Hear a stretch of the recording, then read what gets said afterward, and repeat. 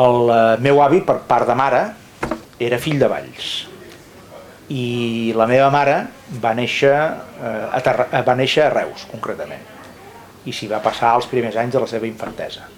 Per tant, avi matern i mare, nascuts a l'Alt Camp i al Baix Camp. Això em dona unes arrels en aquestes contrades que són molt evidents.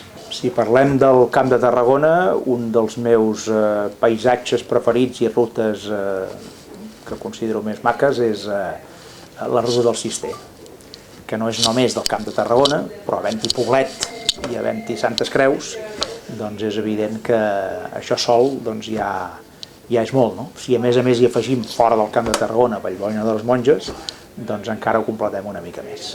Fora d'aquest Camp de Tarragona, però dintre de les comarques, per exemple, de l'Ebre, doncs el Delta.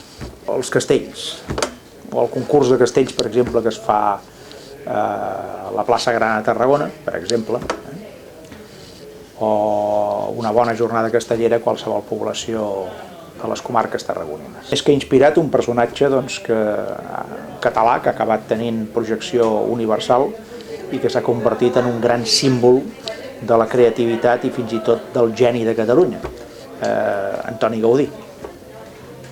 BCN World, rotundament sí, igual que fa més de 20 anys va ser sí a PortAventura.